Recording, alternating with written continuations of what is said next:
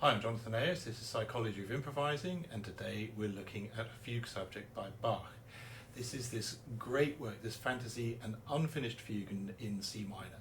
And of course, it's a great opportunity to improvise a fugue, and there's no one can say you shouldn't do it because the fugue is unfinished. So it's the perfect opportunity to produce your own music and finish the work that Bach never completed. I don't know why he didn't finish this fugue, because the fugue subject is great. Here it is. And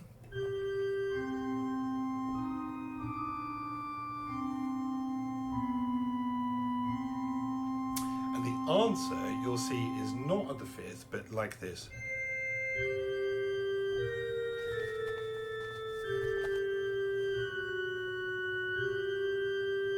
So why don't we have a true fifth in the answer? That would mean this. And the Renaissance and Baroque composers were not keen on repeating this fifth exactly because the D took them too far out of the mode. It was the F sharp, it's too soon to go, too disturbing to the mode. So they would complete the circuit. The fifth becomes a fourth. This really only holds for the introduction of the fugue. It's later on, you'll see, we'll change it to a fifth. But at the beginning, it's important that the answer stays at the fifth, just as Bach wrote.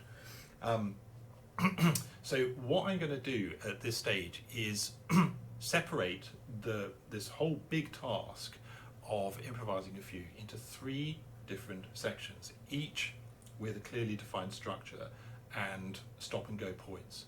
And the first section, of course, is the exposition, which is the subject of this video, and we'll talk about what happens when we bring in these voices at different pitches, how to create the music of the fugue exposition, which heads towards a cadence in the dominant. And after that, we'll bring in our answer. We'll start with the answer at the true fifth, and that begins the next section, which is various kinds of modulations and new material, and then we'll finish with a video which talks about the ending of the fugue. So this is just the beginning.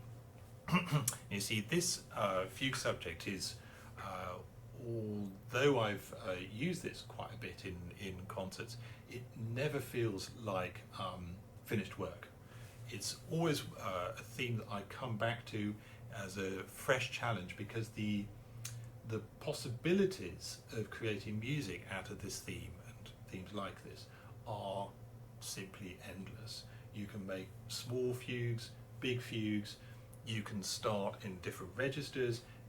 Each of these directions gives completely different kinds of music, and that's what I mean. The fugue, it's not a rigid or theoretical form. It's a formula for creating endless amounts of music out of a small cell, which is this opening motive.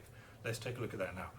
Now, I like to think of my fugue entrances happening in terms of choral voices. So I organize my thoughts into alto, soprano, tenor and bass, or soprano, alto, tenor and bass.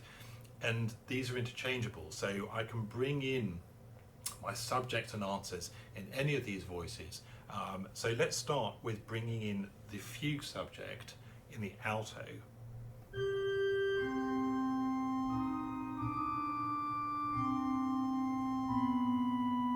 Just right in the middle of the register, which means that I automatically want to bring in the answer in the soprano. And then I create simple intervals.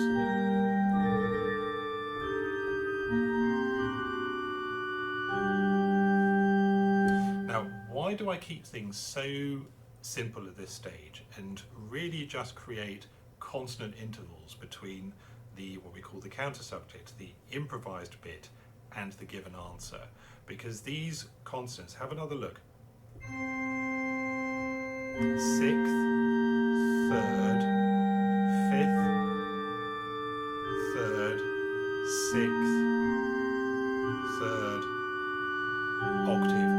All those intervals are consonances. I'm not exploring the dissonant parts of the theme at all at this stage. I'm not, for example, going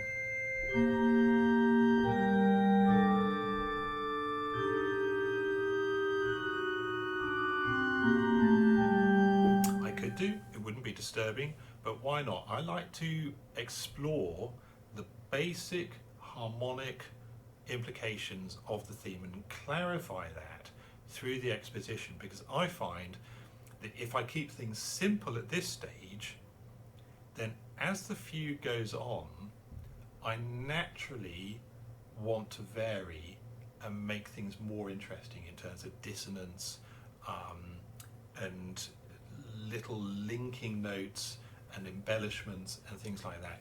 If I worry about that kind of stuff at this stage, it just becomes too much to focus on. I like to focus on keeping things simple and harmonically clear. In fact, I use the exposition for clarifying the harmonic structure. Later on, this kind of relationship would naturally become more interesting and more embellished. But unless I understand that structure really, really clearly at this point, that possibility for embellishing and becoming more interesting becomes obscured, and it's not so good. So let's start again. This is the subject.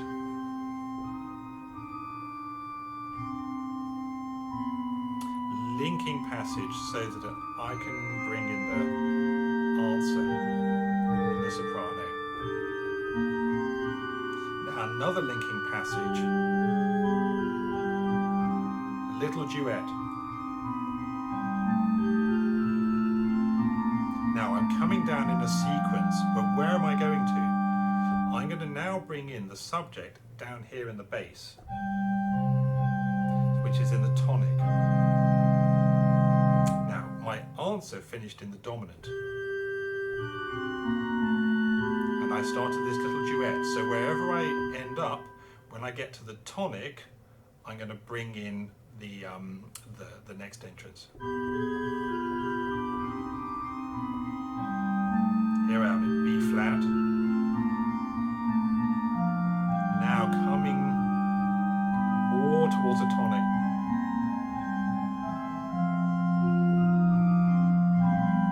Here we are, ready?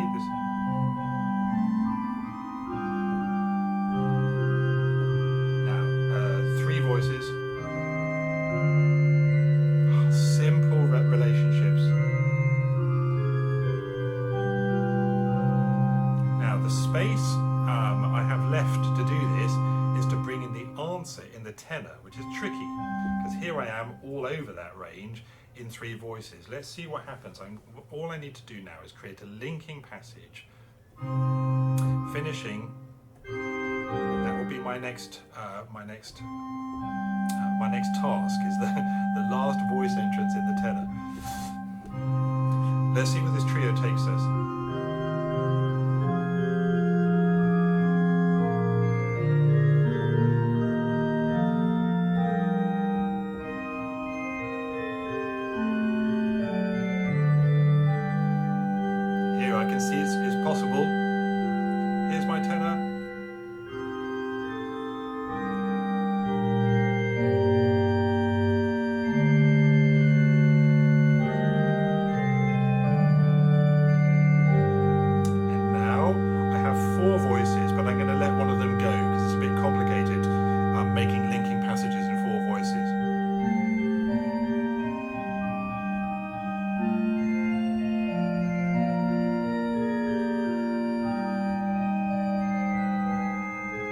Where am I going? I'm heading for my cadence in the dominant.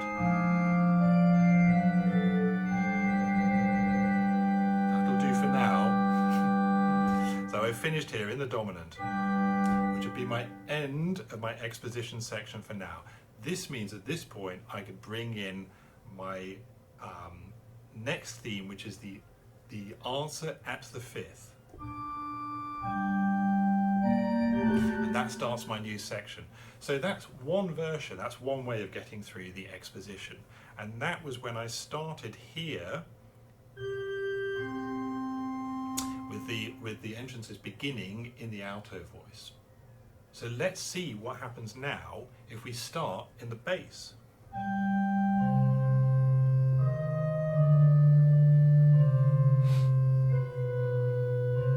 So I bring in, now the next entrance comes in on the tenor.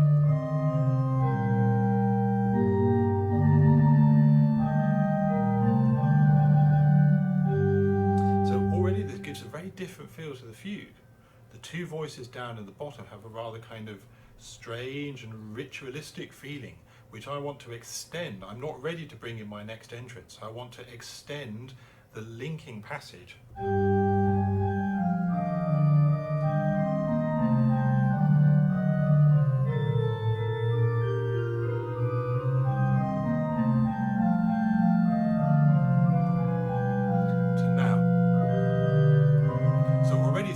This is a very different kind of fugue to the other one, just from making the decision to bring in the voices in different registers. Here's now my subject in the alto.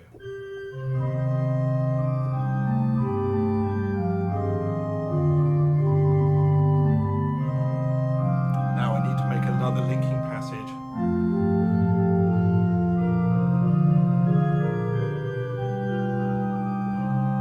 And my last entrance is here in the soprano.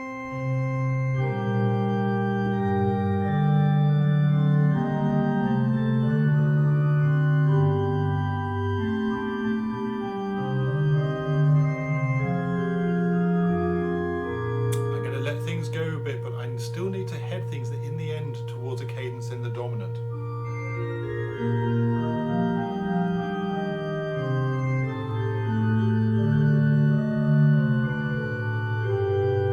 And there it is.